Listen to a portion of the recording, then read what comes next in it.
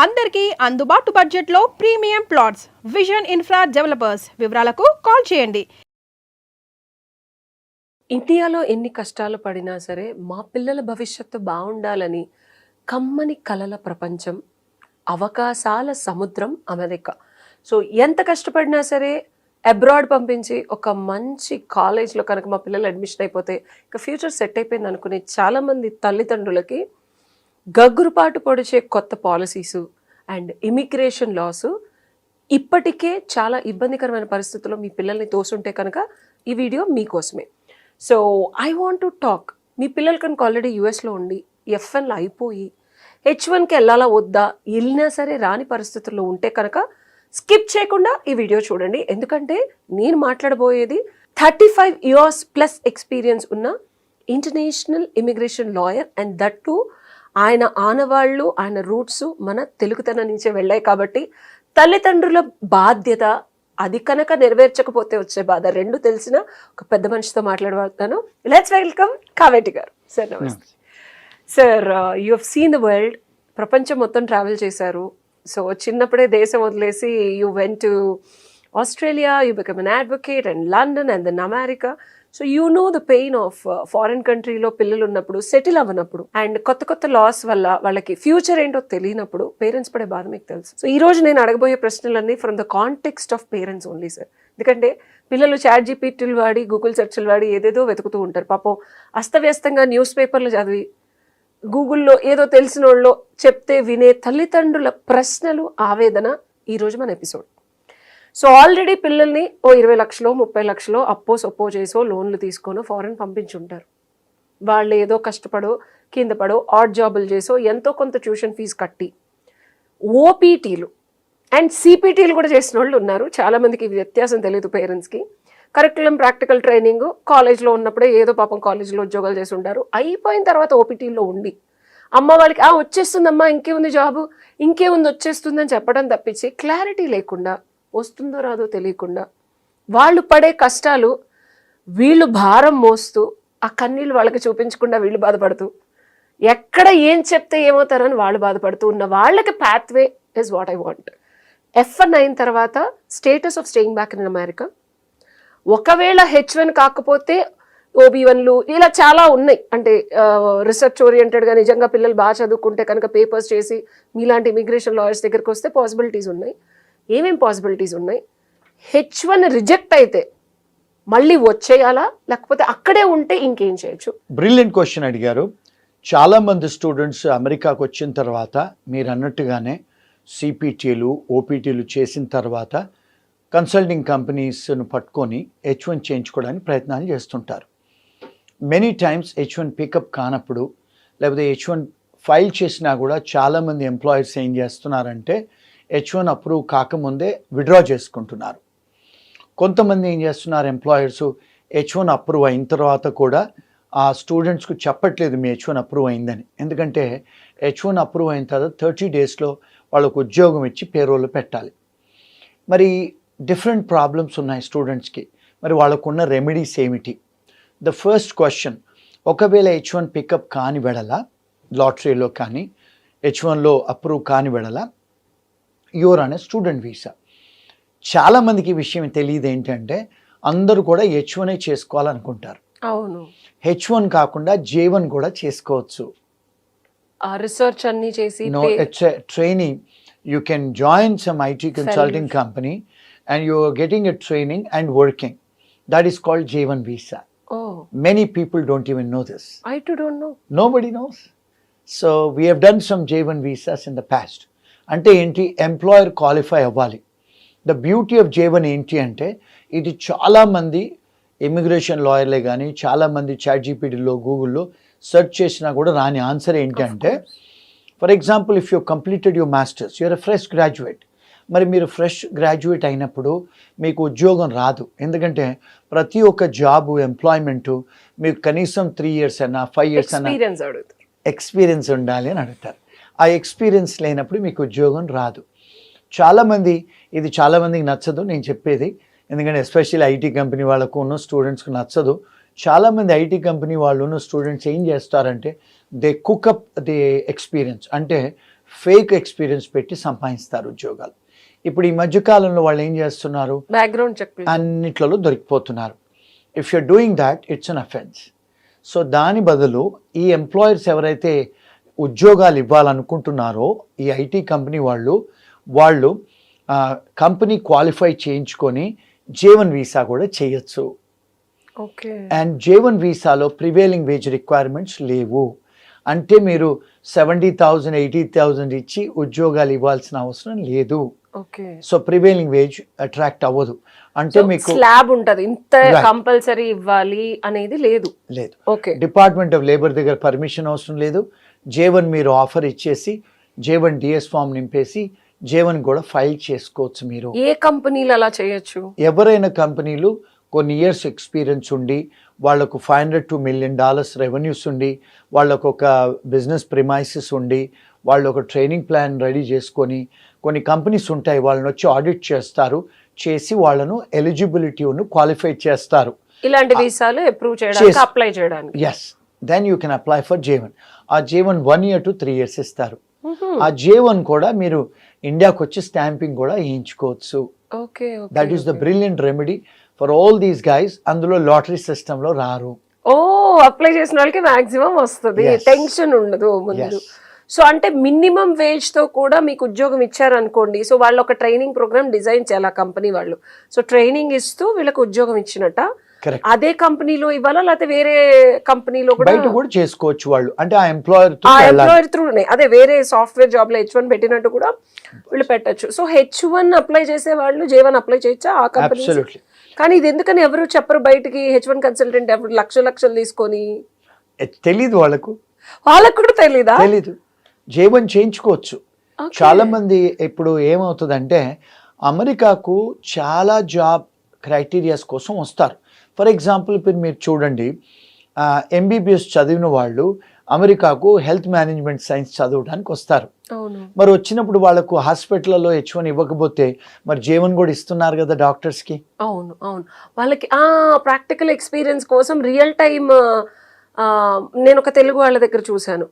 So that got extended. J1 ఇస్తారు definite గా. Practical experience and training వీళ్ళ దాంట్లో క్లినిక్ లో ఇచ్చి still they can go and work in the hospitals because I have spoken with one of the person like that. Correct. So అది J1 visa.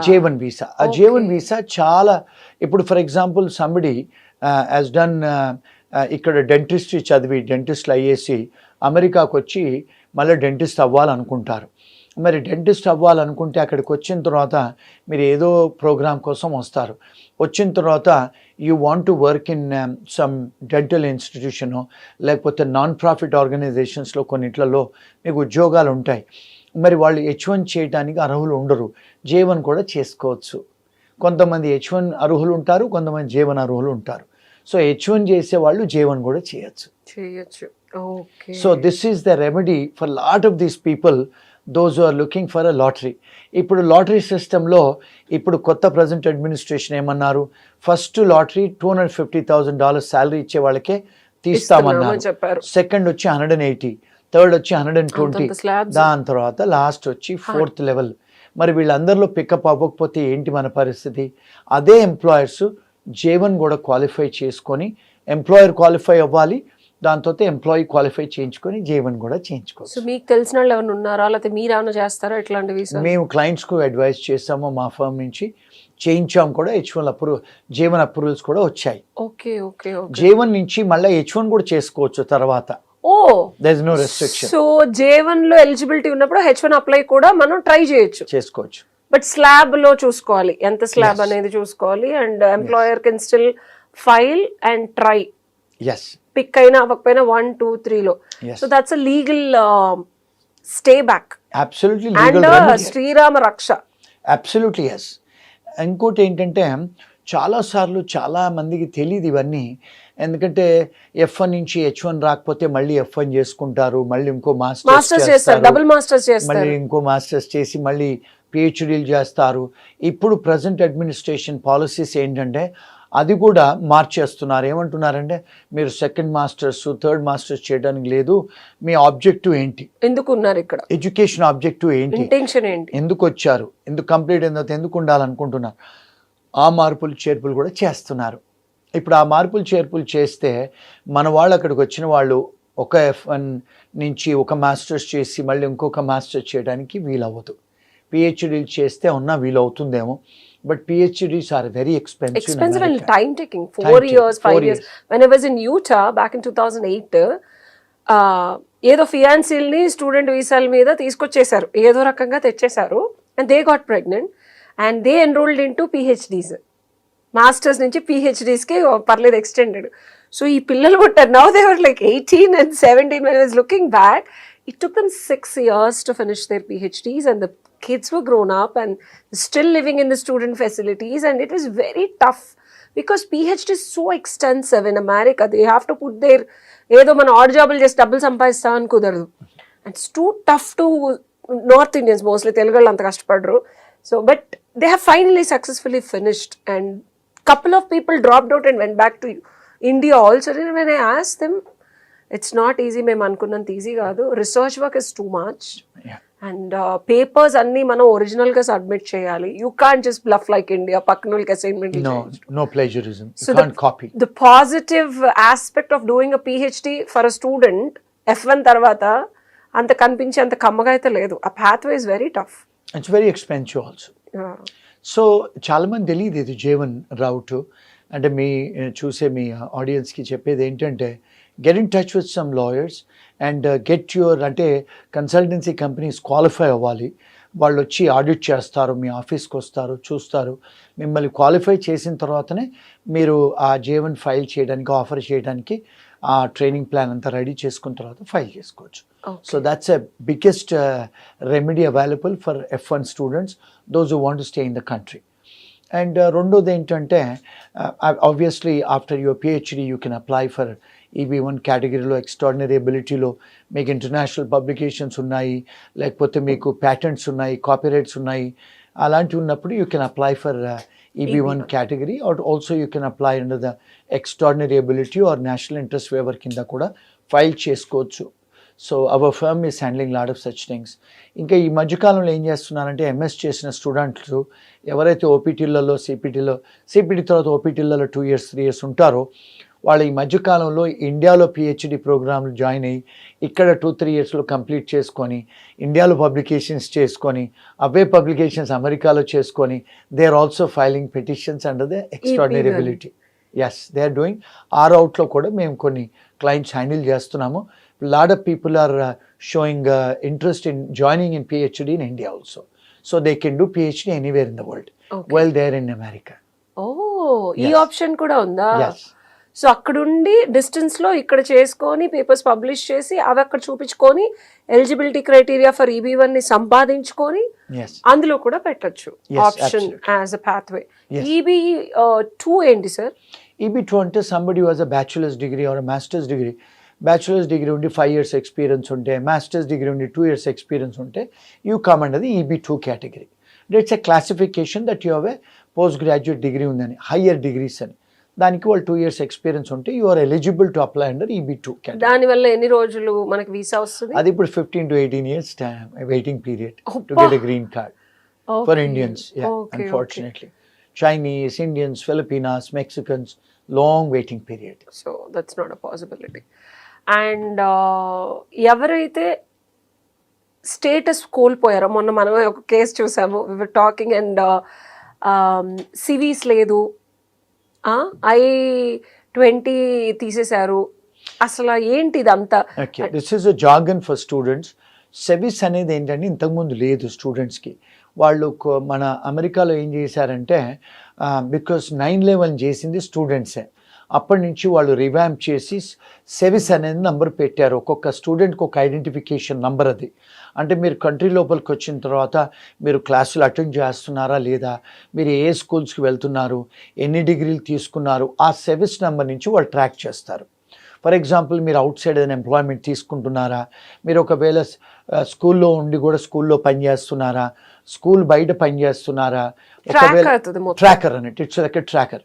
Most of the times ఏమవుతుందంటే చాలాసార్లు students వాళ్ళకు ఒంట్లో బాగాలేకపోతేనో లేకపోతే వాళ్ళు ఇండియాకి వచ్చి వెనక్కి వచ్చినప్పుడు బ్రేక్ తీసుకున్నప్పుడు అలాంటప్పుడు ఏమవుతుందంటే సర్వీస్ డిస్కంటిన్యూ అవుతుంది. సో అది they have to make sure when they go back to school వాళ్ళు చెక్ చేసుకోవాలి సర్వీస్ యాక్టివ్ ఉందా లేదా. ఒకవేళ సర్వీస్ ఇన్యాక్టివ్ అయినా సర్వీస్ టర్మినేట్ అయినా మీరు ఇల్లీగల్ అయిపోయినట్టు. ఎగ్జాక్ట్లీ.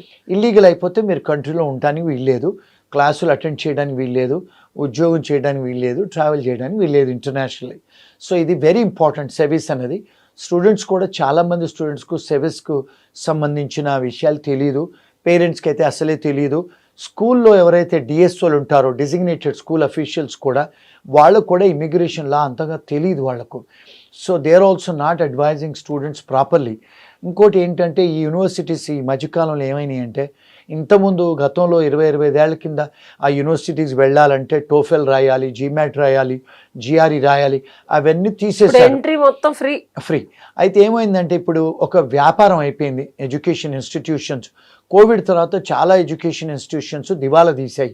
అందుకని ఇప్పుడు ఏం చేశారు, కొంచెం వాళ్ళు లిబరలైజ్ చేశారు స్టూడెంట్స్ అడ్మిషన్, స్కాలర్షిప్స్ ఇస్తున్నారు. మీరు క్లాస్కి వెళ్ళాల్సిన అవసరం లేదు, మీరు జూమ్లో క్లాసులు అటెండ్ చేయొచ్చు, ఆన్లైన్లో క్లాసులు తీసుకోవచ్చు, ఫిజికల్గా యూనివర్సిటీకి పోవాల్సిన అవసరం లేదు. చాలా రెగ్యులేషన్స్ వాళ్ళు లిబరలైజ్ చేశారు. చేసినప్పుడు ఏమవుతుందంటే చాలాసార్లు you don't go to the school, మీరు ఎక్కడో ఉంటారు. ఫర్ ఎగ్జాంపుల్ కాలిఫోర్నియాలో కాలేజ్ ఉంటుంది, న్యూయార్క్లో ఉండి క్లాసులు అటెండ్ చేస్తారు. you're not seeing the DSO, you're not seeing the professor, you're not in touch with the academics అక్కడ. సో అలాంటప్పుడు ఏమవుతుందంటే ఈ మిస్కమ్యూనికేషన్ కంప్యూటర్స్లో మనం ఐటీలో ఈమెయిల్స్ చేయటం, ఫోన్లలో మాట్లాడటం, ది కమ్యూనికేషన్ గ్యాప్స్ వచ్చేసి సర్వీస్ టర్మినేట్ అయిపోతుంది, కొన్నిసార్లు సర్వీస్ కంప్లీట్ అని వస్తుంది. ఇలాంటివి జరిగినప్పుడు మీరు ఇల్లీగల్ అయిపోతారు. ఇల్లీగల్ అయిపోతే then you have to apply for reinstatement again. So students తస్మాత్ జాగ్రత్త. ఎందుకంటే నేనే ఒక క్లాసిక్ కేసు చూసాను. ఆల్మోస్ట్ సార్ 1.5 hours మాట్లాడారు. మన తెలుగు స్టూడెంటే యుఎస్లో ఉన్నాడు, సేవీ స్టేట్మెంట్ అయిపోయింది తెలియదు సార్ అని అలా అంటే కుదరదు అక్కడ. సో తెలుసుకోవాలి, ఇది మన బాధ్యత. ఎందుకంటే మీరు అది కనుక క్రాస్ చెక్ చేసుకోపోతే తల్లిదండ్రులు మీరు కూడా అడగండి ఈ ప్రశ్న మీ పిల్లల్ని. ఇది యూనివర్సిటీలు మారి లేకపోతే కాలేజీలు మారినప్పుడు అనుకోకుండా తెలుసో తెలియకో సార్ చెప్పినట్టు దీనికి ఒక ప్రాపర్ స్క్రూటినీ ప్రాసెస్ కాలేజీలు కూడా ఇచ్చిన వెసులుబాటుల వల్ల యాక్టివ్గా ఉందో లేదో చూసుకోకపోవడం వల్ల మన తెలుగు పిల్లాడు ఆల్మోస్ట్ ఒక 1.5 years నుంచి లీగల్ స్టేటస్ లేకుండా స్టక్ అయ్యాడు. అది అతనికి కూడా తెలీదు. సో ఇది చాలా చాలా ఇన్ఫర్మేటివ్ వీడియో. ఎందుకంటే సెవీస్ యాక్టివ్గా ఉంటేనే మీ పిల్లలు లీగల్గా అమెరికాలో ఉన్నట్టు. అది కనుక లేకపోతే లీగల్ రెమెడీ ఏంటనేది సార్ని అడిగి తెలుసుకుందాం. సార్ ఎగ్జాంపుల్, మన పిల్లలకి తెలుసో తెలియకో యూనివర్సిటీలు మొన్న మన బాబు విన్నట్టు ఒక యూనివర్సిటీ నుంచి ఇండియా వచ్చి మళ్ళీ స్కూల్ అటెండ్ అవ్వకుండా వేరే యూనివర్సిటీకి వెళ్ళి అక్కడ కొన్ని రోజులు మళ్ళీ క్లాసులు అటెండ్ అవ్వక వాళ్ళు తీసేసి సెవీస్ మళ్ళీ డబ్బులు కట్టించుకొని వాళ్ళు ఏమనుకుంటారు, డబ్బులు కట్టించుకున్నారు కదా, యూనివర్సిటీకి వెళ్తున్నాం కదా, క్లాసులకు వెళ్తున్నాం కదా, సెవీస్ అని పట్టించుకోవాలి. ఒకవేళ తెలిసింది అనుకోండి, మనం ఈ వీడియో చూసి పిల్లలు వెళ్ళి క్రాస్ చెక్ చేసుకున్నారు, సెవీస్ యాక్టివ్గా లేదు అని తెలిస్తే రెమెడీస్ ఏముంటాయి? సర్వీస్ యాక్టివ్గా లేనప్పుడు రెమెడీ ఏంటంటే కాలేజ్ వాళ్ళకి వెళ్ళి మనం రీఇన్స్టేట్మెంట్ I-20 తెప్పించుకొని మళ్ళీ అప్లికేషన్ పెట్టుకోవాలి ఇమిగ్రేషన్కి. నెంబర్ 1. నెంబర్ 2, ఈ కాలేజ్ వాళ్ళు నార్మల్గా ఏమిస్తున్నారు అడ్వైజులు అంటే రాంగ్ అడ్వైజులు ఇస్తున్నారు, మీరు కంట్రీ దాటి వెళ్ళండి అని. కంట్రీ దాటి వెళ్ళిపోతే మీరు you will come back in to the country. మీరు లీగల్ స్టే లేనప్పుడు, ఇల్లీగల్గా సర్వీస్ టర్మినేట్ అయ్యి కంట్రీలో ఉన్నప్పుడు, when you cross the country, when you're trying to re-enter in to the country, వాళ్ళు మిమ్మల్ని రానివ్వరు. ఎందుకంటే కంట్రీ దాటి వెళ్ళమని నిజంగా అబ్బాయి కూడా అదే suggestion was given to the guy from a university. I don't understand. Active legal acceptance in America లేనప్పుడు కంట్రీ దాటి వెళ్తే ఎలా వస్తుంది? అదే ఇది వీళ్ళు ఈ డిఎస్ఎల్ కూడా చాలా మందికి ఇమిగ్రేషన్ లా తెలియదు. వాళ్ళు మీరు కంట్రీ దాటి వెళ్ళండి, మెక్సికోకి వెళ్ళాడంట, వచ్చినప్పుడు వాళ్ళు అరెస్ట్ చేస్తారు, మిమ్మల్ని డిపోర్ట్ చేస్తారు. అలాంటి గెట్ రిడ్ ఆఫ్ కాదు, ఎందుకంటే వాళ్ళు ఇప్పుడు ఏమైందంటే కోవిడ్ తర్వాత లేకపోతే 9/11 తర్వాత వాళ్ళు ఏం చేశారంటే ఇమిగ్రేషన్ ఆఫీసర్స్ను డిప్లాయ్ చేస్తున్నారు. ప్రతి ఒక్క ఇమిగ్రేషన్ ఆఫీసరు ప్రతి ఒక్క యూనివర్సిటీకి వచ్చి ఎవ్రీ 2 monthsకు 3 monthsకు అన్ని ఫైల్స్ చెక్ చేస్తారు. వాళ్ళు ఆడిట్ చేసినప్పుడు ఎప్పుడైతే స్కూల్స్ ఇర్రెగ్యులారిటీస్ చేస్తుందో అలాంటి వాళ్ళకి కనపడ్డప్పుడు వాళ్ళు ఏం చేస్తున్నారు, ఆ ఫెసిలిటీ F1 ఇచ్చే ఫెసిలిటీ తీసేస్తున్నారు ఇమిగ్రేషన్ వాళ్ళు. ఆ తీసేస్తే మీకు వ్యాపారం పోద్ది. అందుకని to get rid of this illegal students in the school they are saying just terminate అయిపోయిన తర్వాత మీరు వెళ్ళిపోండి కంట్రీ వదిలేసి మళ్ళీ రండి మేము ఇంకో I-20 ఇస్తామంటున్నారు. అంటే ఏంటి, just to get rid of the students who are illegal in the country. But అది వీళ్ళకి తెలియట్లేదు కదా, తెలియదు స్టూడెంట్స్. మళ్ళీ డబ్బులు కడుతున్నారు కదా.